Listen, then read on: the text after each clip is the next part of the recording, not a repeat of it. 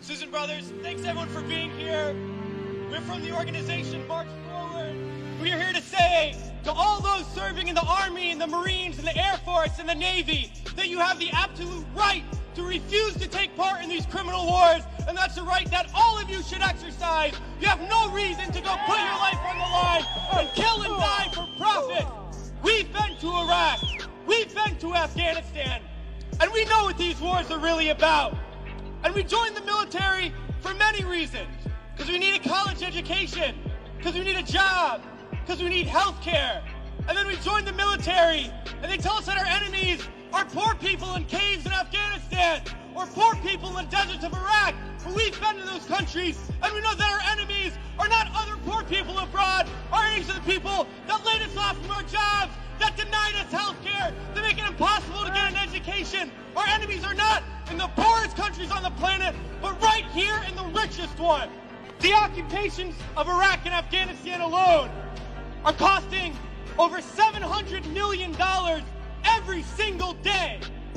This is a crime every single day, while so many of us are hurting. Well, I think all of us here and the vast majority of people in this country would agree that we can spend $700 million a day better than bombing people that we have no reason to bomb. We can spend $700 million a day rebuilding those countries we've destroyed. We can spend $700 million a day caring for the veterans we get home when they get home, and then we can spend $700 million a day giving every single person health care, a college education, a job, and a livelihood, and a home. That's what we need to be spending our money on. But this government is not going to do that.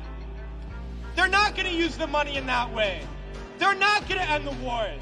And they're not going to do it because it's not our government.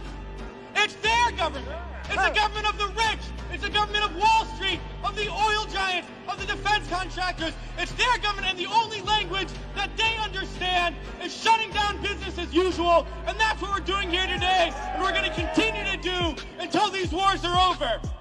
It's crystal clear now that these wars are going to continue and expand and go into other countries. That is the trend. That is what we know, that there is perpetual war, and it's only going to stop if the people stand up and stop it. And that's what we're going to do, sisters and brothers. A lot of people ask me, what do we do? Because we all know things are bad. We all see the atrocities on TV. We read about it. We experience it. People always ask, what do I do? Because we always want to know what to do. Do we vote?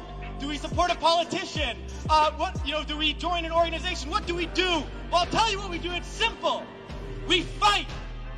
We fight, and we fight, and we fight, and we shut down our workplaces. We shut down our schools. We shut down the streets. We shut down business as usual, and we fight until we force the people in there to do what the people out here want. Because that's how we're going to get around, and we're going to fight until there's not one more bomb drop, not one more bullet fired, not one more soldier coming home in a wheelchair, not one more family slaughtered, not one more day of U.S. imperialism. Let's fight to make that happen. We can do it today, and in the days ahead, we have to fight to end these wars and create a better world, sisters and brothers.